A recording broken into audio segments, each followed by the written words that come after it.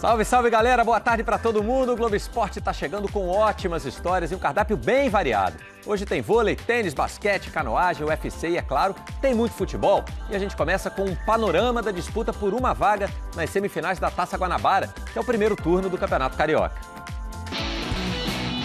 Hashtag partiu classificação. 10 times brigando por 3 vagas nas semifinais da Taça Guanabara. Isso porque o Flamengo já está lá e o Madureira é o único eliminado. 3 grandes e 7 pequenos na disputa. Agora, o que cada um dos grandes tem que fazer para evitar essa zebra?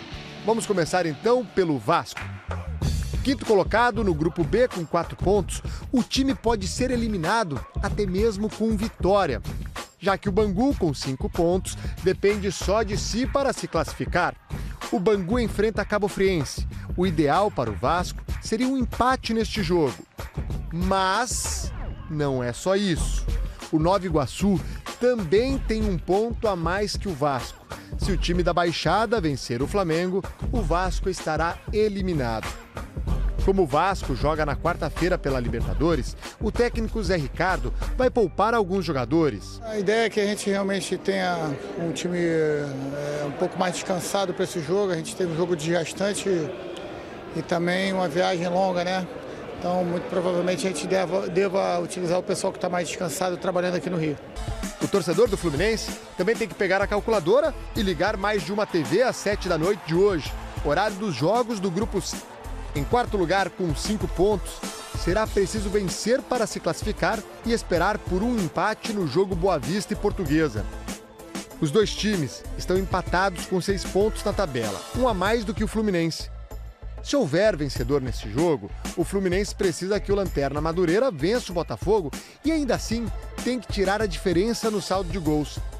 Esta matemática toda só vai adiantar, claro, se uma coisa acontecer, se o Fluminense vencer o Macaé. Vamos fazer nossa parte, que é ganhar, vamos jogar para ganhar e esperar os outros resultados. Eu acredito sim na nossa classificação, acredito que pode vir sim. Entre os grandes que buscam classificação, podemos dizer que o Botafogo é o que está em situação mais tranquila. O time pode avançar para a semifinal da Taça Guanabara até mesmo com derrota. E enquanto Vasco e Fluminense viajaram no meio da semana e jogaram, o Botafogo ficou aqui no Rio só treinando. Foi mais a questão de reforço mesmo dos conteúdos. A gente vem numa crescente a cada jogo e o treino te dá uma possibilidade de você não arriscar tanto como no jogo. No jogo você tem que gerir o jogo e pensar nos conteúdos da equipe. No treino é só nos conteúdos, não tem, né, a imprevisibilidade do jogo. Líder do Grupo C com 8 pontos, o mesmo empate entre Boa Vista e Portuguesa, que ajudaria o Fluminense, classificaria também o Botafogo. O adversário é o Madureira, o único time que ainda não venceu no Carioca. Basta um empate para o Botafogo se classificar sem depender de outros resultados. E olha, tem novidade, já que o atacante Chiesa está regularizado, relacionado e pode estrear. Um fim de semana de decisões pode te colocar numa semifinal da Taça Guanabara ou te deixar mais próximo de uma crise. Bom, o Sibila explicou muito bem, mas vamos dar uma recapitulada para entender esses números da rodada decisiva. Hoje são 3 jogos pelo Grupo C, todos às 7 da noite. Botafogo, que é líder, enfrenta o Lanterna Madureira no Newton Santos. Já o Fluminense pega o Macaé em Xerém, Los Lários. E na Ilha do Governador, a Portuguesa recebe o Boa Vista. Quem vencer nesse jogo está classificado. Se der empate, o Fluminense aí tem chance. No Grupo B, com jogos amanhã, 5 da tarde. Flamengo enfrenta o Nova Iguaçu em Brasília, no Mané Garrincha. O Vasco recebe o Volta Redonda em São Januário. E por último, Cabofriense e Bangu em Cabo Frio. Não faltaram gols na abertura da 24ª rodada e eu tô falando aí do Campeonato Francês. Diante de seus torcedores, o Olympique de Marselha derrotou o Metz por 6-3. O destaque da partida foi o meio-atacante francês Thauvin. O jogador marcou 3 vezes e deu uma assistência. Em um dos gols, ele conferiu em cima da linha o passe de um companheiro. Com o resultado, o time do brasileiro Luiz Gustavo seguiu na perseguição do Paris Saint-Germain na classificação com 51 pontos, 8 atrás do rival. Paris Saint-Germain está voando, agora o assunto é vôlei e tem mais um time garantido nos playoffs, o mata-mata da Superliga Feminina. O Barueri confirmou presença na próxima fase da competição ao vencer o Fluminense por 3-1. Com o resultado, o time do técnico José Roberto Guimarães se juntou a Rio de Janeiro, Praia Clube, Osasco e Minas, todos já classificados para os playoffs. Jaqueline foi eleita a melhor jogadora da partida. Jaqueline sempre brilhando, grande jogadora. A gente continua a falar de vôlei no próximo bloco, mais vôlei feminino, com um polêmico duelo de gigantes. E tem também uma boa história de pescador. Em Rondônia, o que cai na rede nem sempre é peixe.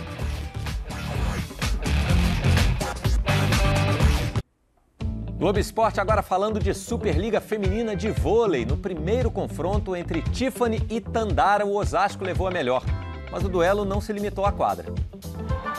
Tandara contra Tiffany, Osasco contra Bauru. A Superliga Feminina teve na noite de sexta o duelo das maiores pontuadoras da competição. Tandara com média de 4,79 pontos por set. Tiffany com uma média um pouco maior, 5,33. O ginásio todo estava a favor da atleta da casa, claro, mas também tinha uma pequena torcida para o Bauru, ou melhor, para Tiffany. A gente começa a torcer pelos times que torcem por nós, pelos times que reconhecem a nossa existência. Ter uma atleta trans no Brasil, que é uma coisa inédita, a um nível profissional, abre muitas portas para que as próximas gerações de pessoas trans consigam ter isso como uma possibilidade de futuro. Quando ficaram frente a frente na rede, Tandara e Tiffany conversaram, sorriram, foram amigáveis. Eu falei com ela, a gente brincou, falei, ó, daqui pra baixo só, daqui pra cima não, que é caro pra consertar depois. E é um prazer poder estar do lado dela, jogando tão bem.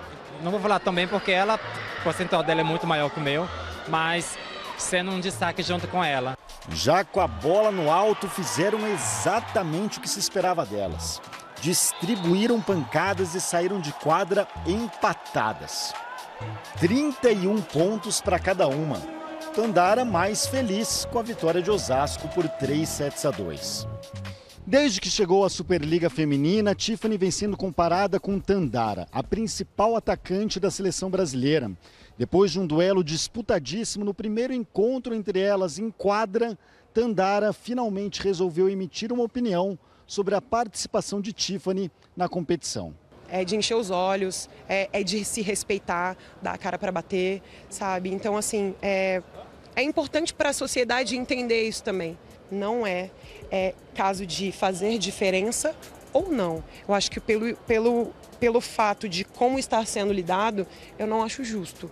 O pulmão é maior, a musculatura é mais forte, ela respira um pouco mais, tem a circulação, sei lá, enfim, é muito maior e muito mais rápido do que uma mulher. Tiffany é a primeira atleta transexual a atuar na Superliga Feminina. Ela foi liberada pela Comissão Nacional de Médicos do Voleibol, que seguiu uma determinação do Comitê Olímpico Internacional. Eu só vou parar quando a lei falar, você tem que parar. Enquanto a lei estiver do meu lado, eu vou lutar pelo meu trabalho, sim. O assunto ainda vai dar pano para manga, né? Se tem um esporte que agora pode comemorar o legado olímpico da Rio 2016, esse esporte é a canoagem slalom. Corredeiras dos sonhos. Nem tantas equipes de nível internacional têm essa estrutura que os brasileiros estão tendo atualmente agora. 3 milhões de litros de água à disposição da seleção brasileira de canoagem. Eles deixaram Foz do Iguaçu, no Paraná, e desde dezembro estão treinando aqui, no Parque Radical de Deodoro. Uma reivindicação antiga dos atletas que pode render bons resultados para o Brasil. Esse daqui é o grande legado olímpico, né? A pista aqui é uma das 3 melhores do mundo. Particularmente, para mim, ela é a melhor do mundo. Conseguiu um resultado histórico aqui na Rio 2016.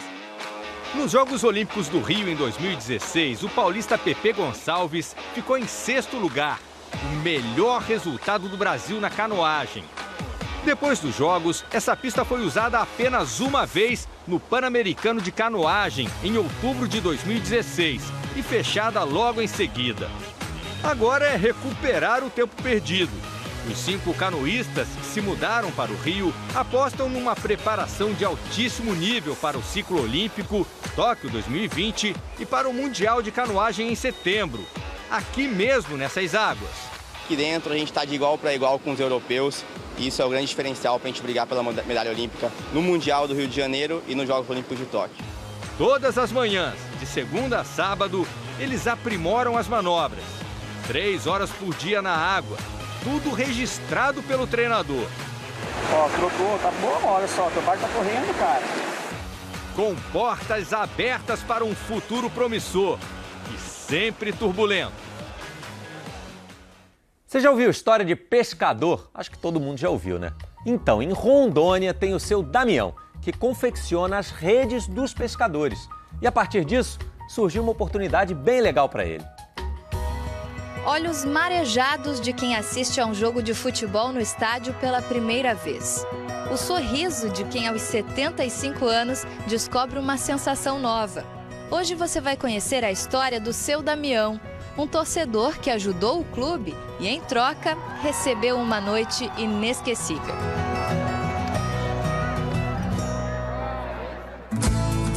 Damião leva uma vida simples como artesão em Ariquemes, no interior de Rondônia.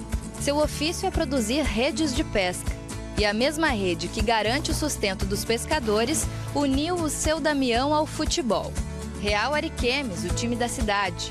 Antes do jogo contra o Londrina pela Copa do Brasil, o clube precisou organizar um mutirão de limpeza e de reforma no estádio Valerião. Damião ficou sabendo e se ofereceu para confeccionar as redes das 2 balizas. Ah, eu sinto muito feliz, hein? Vi aquela rede balançar, sabendo que foi o que fiz aquela rede ali, né? Para um jogo desse, né? Eu nunca fiz. A primeira vez que a rede, já fiz muita rede, mas outro joguinho aí, né? Mas para jogo assim da Copa eu nunca fiz. A primeira rede. E eu quero ser, não sei se é a primeira não, já vai fazer mais ainda. Se Deus quiser. E Deus quer. Como pagamento, ele não quis saber de dinheiro. Pediu para assistir ao jogo. E chegou a hora do seu Damião ir assistir um jogo de futebol no estádio pela primeira vez na vida. Vestido com a camisa do Real que ele ganhou de presente, ele vai torcer para o time da cidade balançar a rede que ele fez com tanto carinho. Para chegar até a arquibancada foi difícil. Sem enxergar muito bem e com uma dorzinha no joelho, ele teve que se esforçar para achar um bom lugar. Vamos ver a rede balançar. Caras e bocas, senta, levanta. Esse outro torcedor ia explicando os detalhes do jogo. Não pode empatar. Se empatar, tá fora, não. Tá fora, né? Mas Deus, você não vai ganhar. Os olhos brilhavam diante de 90 minutos de pura novidade. O que tá achando do jogo? Tô achando bom. Tá bom? Tá bom. Tô ótimo. Ai, que beleza. Fazia tempo que você vinha pra cá? Não, a primeira vez. A primeira vez? É. Quem balançou a rede feita pelo seu Damião foi o Germano, do Londrina, o único gol do jogo. A torcida deixou o estádio decepcionada com a eliminação do Real Ariquemes. Mas um torcedor saiu feliz nessa noite, que vai ficar guardada na memória. Primeira vez. Já vai deixar saudade, hein?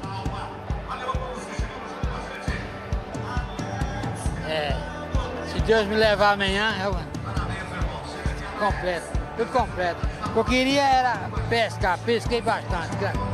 Agora, tinha um jogo desse aqui, muito bom. Muito beleza.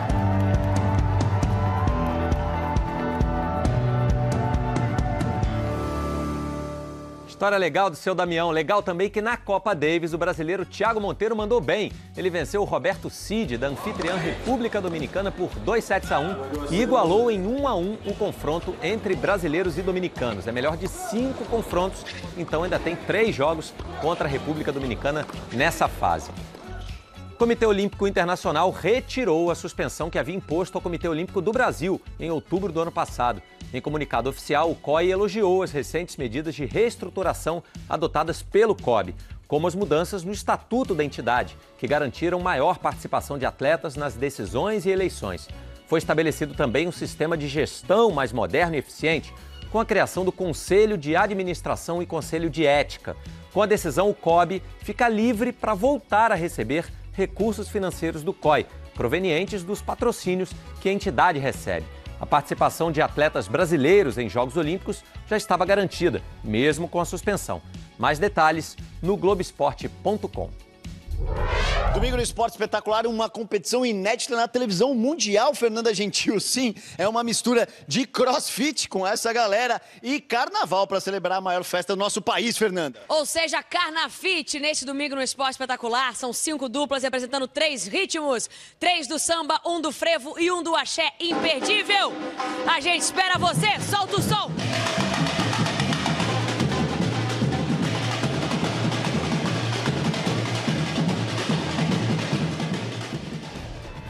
Depois do intervalo, futebol e UFC no eixo Belém-Brasília. Lyoto Machida conta com o apoio da torcida paraense para dar a volta por cima na carreira. E os rubro-negros vivem a expectativa da estreia de Henrique Dourado. Será que é amanhã no Mané Garrincha? E hoje tem UFC em Belém do Pará e aqui na Globo também, logo depois do Altas Horas. O brasileiro Lyoto Machida vai enfrentar o americano Eric Anders. Lyoto subiu na balança e não teve problemas para bater o peso. Diferentemente do adversário, o americano Eric Anders, que precisou de mais 1 hora para chegar aos 84 quilos e 400 gramas da categoria dos médios. A minha estratégia é o apoio de vocês. Eu quero o apoio de vocês, não só para mim, mas para todos os brasileiros que vão estar aqui lutando. Apesar de ter nascido na Bahia, Lyoto está se sentindo em casa. No treino aberto, não se intimidou com o shopping lotado e dançou o tradicionalíssimo carimbó.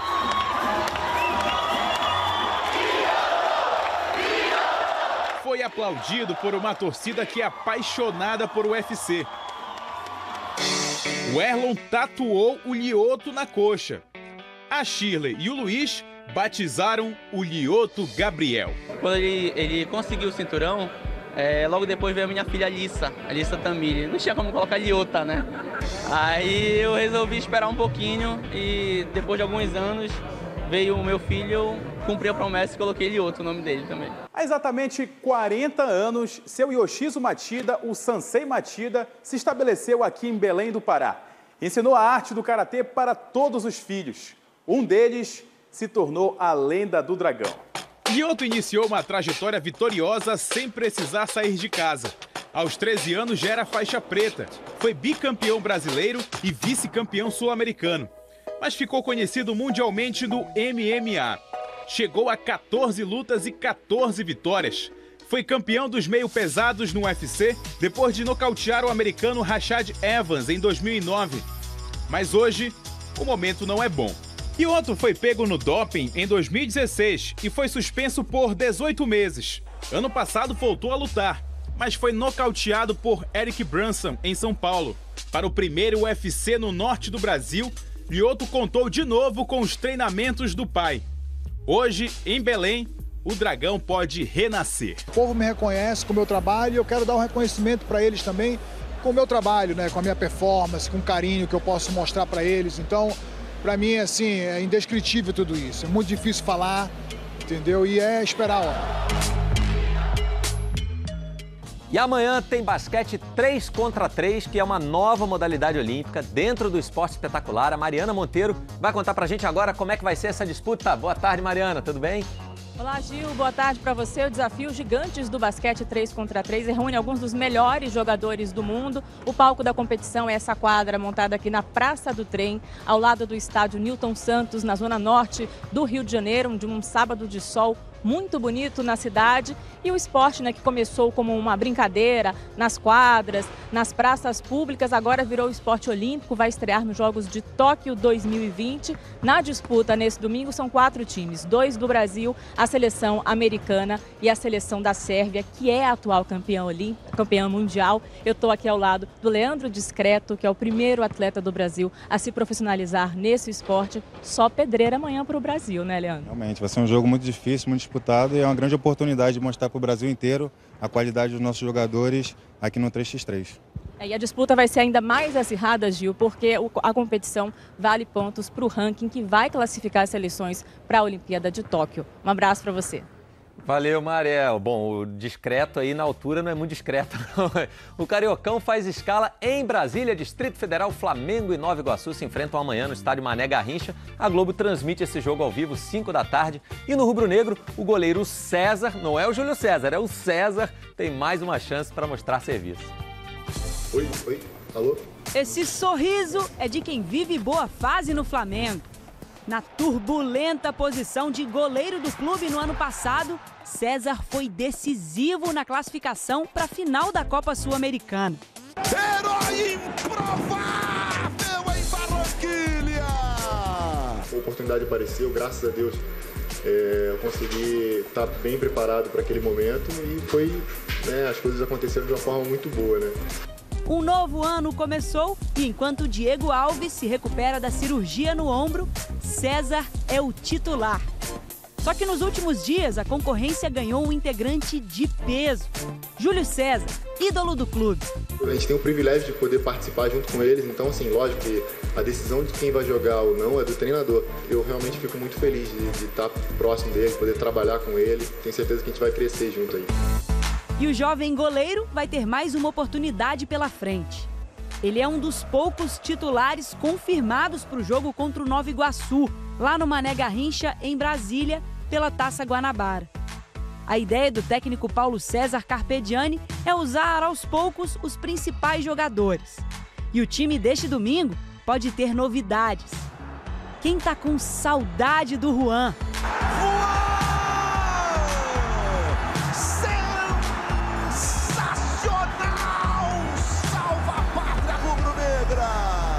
E do Diego, pode ficar feliz porque eles estão nos planos do professor. Além deles, o banco de reservas pode ganhar uma presença ilustre. O atacante Henrique Dourado mal chegou ao clube e pode ser relacionado pela primeira vez. É um grande jogador, né? Então ele chega sem dúvida nenhuma para somar muito pra gente, né? Então a gente realmente está contente com a chegada dele. Ponto final no Globo Esporte de hoje, mas o fim de semana esportivo tá só começando. Aproveite, a gente lembra, amanhã tem futebol ao vivo aqui na Globo, 5 da tarde, horário de Brasília. Até a próxima, pessoal. Tchau, tchau.